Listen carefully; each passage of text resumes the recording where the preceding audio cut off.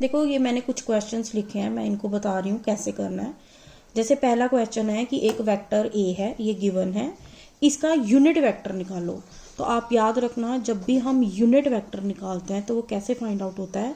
तो इसका ए है ना वेक्टर मेंशन, तो इसका यूनिट वेक्टर को ऐसे रिप्रेजेंट करते हैं विच इज इक्वल टू इसका वेक्टर लिख के उसी वेक्टर का मैग्नीट्यूड लिखना होता है हमें। अब जैसे वेक्टर क्या है, वो तो जो गिवन है वो एज सच ही आएगा 5k है और डिवाइडेड बाय ए मैग्नीट्यूड। तो मैग्नीट्यूड किसी भी वेक्टर का कैसे निकलता है, अंडर रूट लेके आई के साथ जो लिखा है उसका स्क्वायर, जे के साथ जो लिखा है उसका स्क्वायर, के साथ जो लिखा है उसका स्क्वायर, तो हमारे पास वो मिल जाएगा।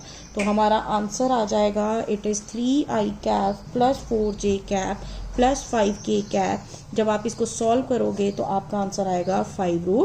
तो इसका मतलब ये क्या है, ये ए वेक्टर का यूनिट वेक्टर फाइंड आउट कर लिया हमने, राइट। अब उसके आगे उसने क्वेश्चन में, इसी क्वेश्चन में बोला है कि आपने ये भी बताना है कि जो ए वेक्टर आप ले रहे हो वो ए वेक्टर बाकी एक्सिस मतलब एक्स एक्सिस, वाई एक्सिस और जेड एक्सिस के साथ कितना कितना एंगल बनाता है। तो याद रखना हम इन जनरल लेके चल रही हूँ मैं, कभी भी ऐसा क्वेश्चन आए तो याद रखना कि हम पहले तीनों एक्सिस ड्रॉ करेंगे। हमने कहना है ये एक्स एक्सिस है, ये वाई एक्सिस है और ये जेड एक्सिस है, और मान लेते हैं कि ये एक ए वेक्टर है जो मैंने कंसीडर करा क्वेश्चन में। तो this is a vector. Now it is making angle alpha with x axis, beta with y axis and this is making angle gamma with z axis, ये z axis है। तो that means हमारे पास तीन angles आ जाएंगे। कैसे, a का resolution, अगर x Y Z को मैं छोड़ूं तो a का रेजोल्यूशन अलोंग x एक्सिस क्या होगा, it will be a cos of alpha. तो it is a of x, मतलब component of x, component of vector a along x axis. अब अगर हम गिवन वैल्यू देखें तो हमारे पास ये जो गिवन वेक्टर a वेक्टर था ये होता है ax i cap, ay j cap and az k cap. इसका मतलब जब आप गिवन वेक्टर के साथ ये वैल्यूज को कंपेयर करोगे तो आपके पास ax ay az मिल जाएंगे, और वो वैल्यू क्या है, ax की वैल्यू है 3, ay की वैल्यू है 4 और az की वैल्यू है 5। ये गिवन हो गई, ठीक है। सिमिलरली हमने कहना है कि y a का कंपोनेंट y एक्सिस के अलोंग क्या है, तो it is ay is equal to a, what is it, it is cos of alpha की जगह क्या आ गया, beta, and similarly component of a along z axis, sorry यहाँ z नहीं गामा आना था, सॉरी, तो it is a cos of gamma. अब उसने क्या पूछा है क्वेश्चन में, what are the angles made by A with coordinate axis. इसका मतलब पहले आप यहाँ से cos alpha, cos beta, cos gamma find out करोगे। जैसे मैंने सपोज अल्फा फाइंड आउट किया तो ए एक्स कितना है 3, तो it is 3 is equal to A का मतलब होता है ए का मैग्नीट्यूड, और वो अभी आपने कैलकुलेट किया है वो है 5√2। इसका मतलब ये आ जाएगा 3 is equal to 5√2 into cos of beta, या sorry cos of alpha, sorry, ठीक है। तो कॉज अल्फा कितना आ जाएगा, इट इज 3/5√2। तो यहाँ अल्फा निकालना है तो अल्फा क्या आ जाएगा, कॉज इनवर्स 3/5√2। सिमिलरली हम कॉस बीटा कर सकते हैं and cos gamma find out कर सकते हैं। ये एक टाइप का क्वेश्चन था। अब देखो नेक्स्ट क्वेश्चन, हमने नेक्स्ट क्वेश्चन कैसे फाइंड आउट करना है। क्वेश्चन में गिवन है कि आपके पास एक ए वेक्टर है, ठीक है, ए वेक्टर है, now it is visible, A vector दिया है, बी वेक्टर दिया है और आपके पास सी वेक्टर दिया है। आपने क्या करना है, कंपोनेंट निकालना है किसका, vector A plus B. Now A plus B क्या है, ऑब्वियसली वो रिजल्टेंट है, मतलब मेरे पास ए वेक्टर दिया हुआ है आई कैप माइनस 2j कैप, और मेरे पास एक बी वेक्टर गिवन है which is equal to 2i cap plus 3k cap.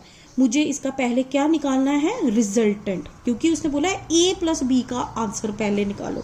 तो it is a plus B, ये मैंने लास्ट लेक्चर में भी बताया था, और a प्लस बी का जो रिजल्टेंट मतलब r से रिप्रेजेंट मैंने कर दिया। अब क्वेश्चन कहता है कि आपको क्या करना है, इसका आंसर का जो भी रिजल्ट है उसका कंपोनेंट निकालना है, एक्स एक्सिस की तरफ क्या होगा। तो मैं सिंपली इन दोनों को क्या करूंगी, ऐड करूंगी। a प्लस बी हमें पता है कब आता है, जब पैरेलल वेक्टर्स होते हैं। इसका मतलब ये पैरेलल वेक्टर्स होंगे तभी तो आंसर a प्लस बी आया।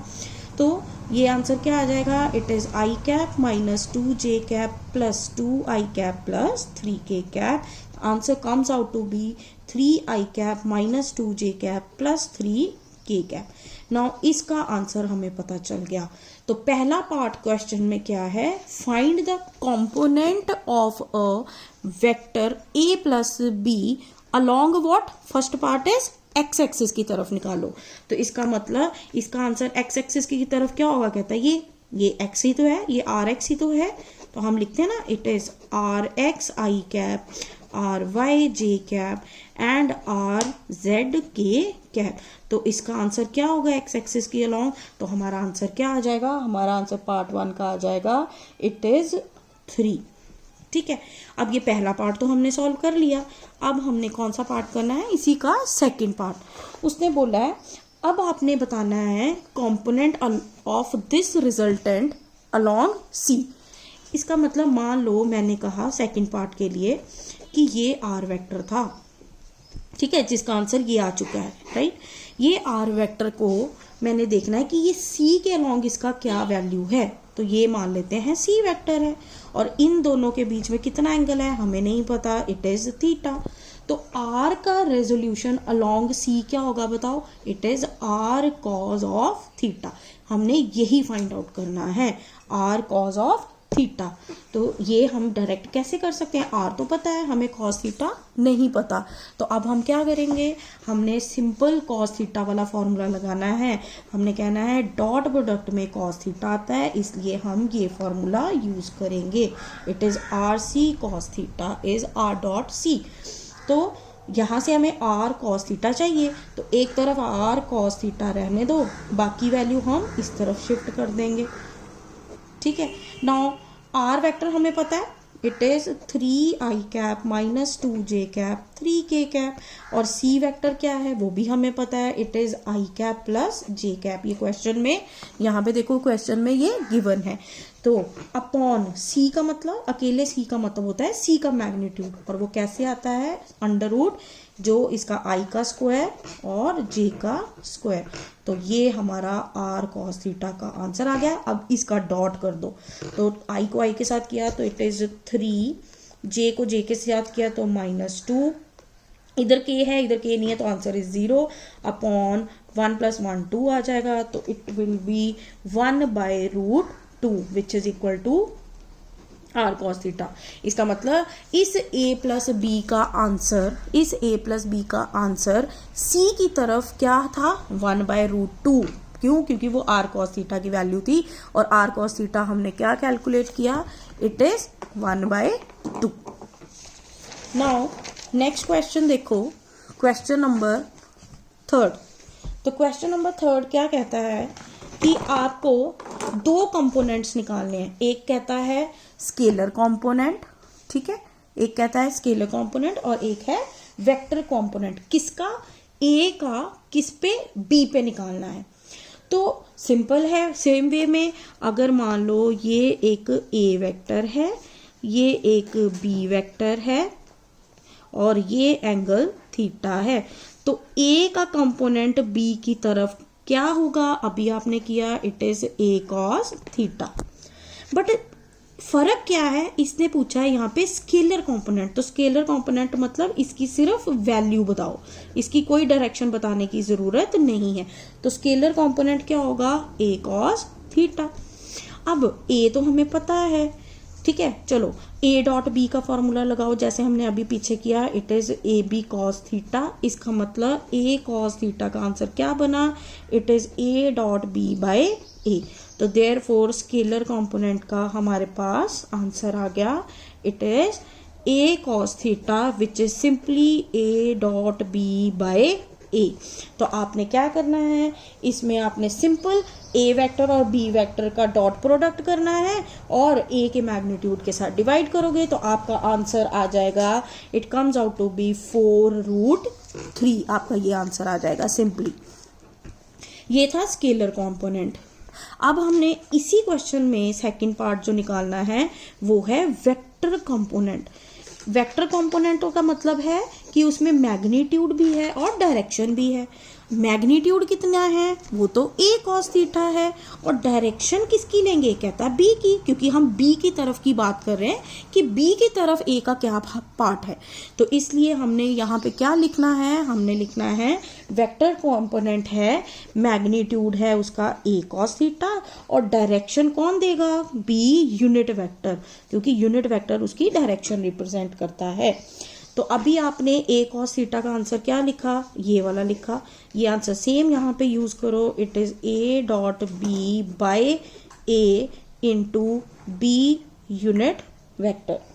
ठीक है, तो आपको पता है अगर मैं इसको a cos थीटा को ऐसे भी लिख सकती थी simply, a cos theta by, एक सेकेंड, मुझे लगता है मैंने कोई वैल्यू गलत मेंशन कर दी है।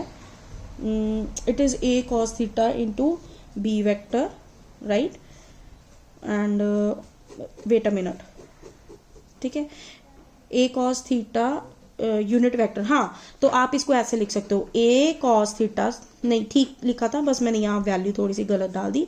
अब b यूनिट वेक्टर क्या होता है, it is b vector by it, what is it, it is b का मैग्नीट्यूड। आपको बताया मैंने कि ये होता है, तो ये बन गया a cos theta, it is a dot B by a into B vector by b का मैग्नीट्यूड। तो ये बन गया a dot B upon A B into B vector.